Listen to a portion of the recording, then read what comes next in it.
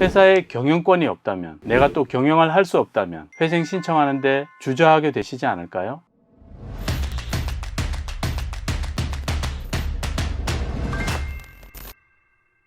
안녕하세요.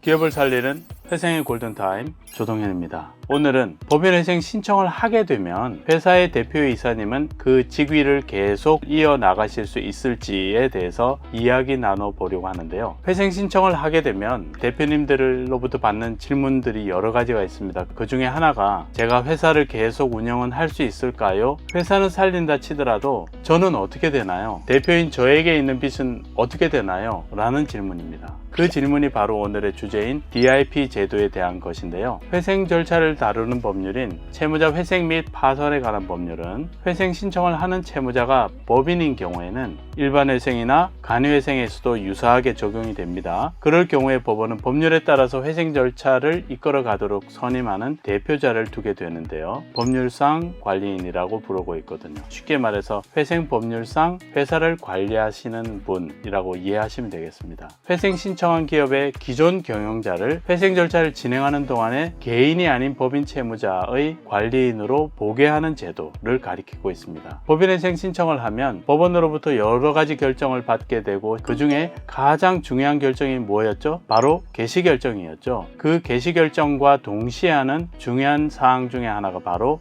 관리인 선임인 것인데요. 여기서 잠깐 법인의 대표자가 재산을 유용하거나 은닉하거나 부실 경영, 재정적 파탄의 원인 행위였다면 그 대표자는 회생 기업의 관리인으로 선임되기는 어렵다고 봐야 됩니다. 예컨대 회생 기업의 대표자가 방만한 기업 경영을 했거나 회사 재산을 빼돌렸거나 또는 배임 행위를 해서 회사에 손해를 끼친 기업주가 있다라고 하면 회생 신청 사건에서 대표자로 그냥 두어서는 공평하고 공정한 회생 절차가 이루어질 수 없다는 제도적 고려를 하게 된 것입니다.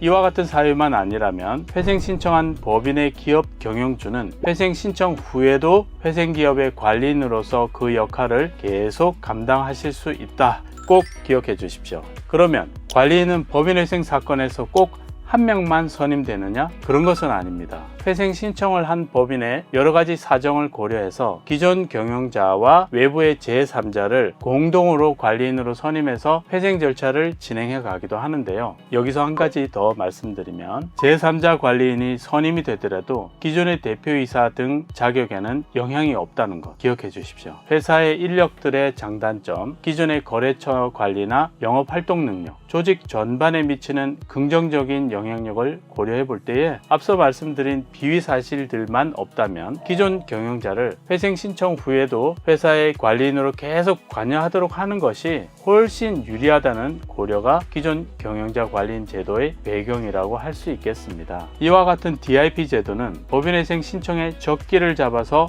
조기에 회생 신청을 하도록 유도하는 좋은 유인책으로도 작용하고 있는 것은 틀림없어 보입니다. 회사에 경영권이 없다면, 내가 또 경영을 할 수 없다면 회생 신청하는데 주저하게 되시지 않을까요? 이와 같이 기존 경영자가 관리인이 된다면 관리인에게 부여되는 법인의 업무 수행이나 재산의 관리 처분 권한을 전속적으로 사용하실 수 있기 때문에 회생 신청을 고려하시는 대표님들은 기존 경영자 관리인 제도 꼭 기억해 주십시오. 지금까지 기업을 살리는 회생의 골든타임 조동현이었습니다. 시청해 주신 여러분 감사합니다.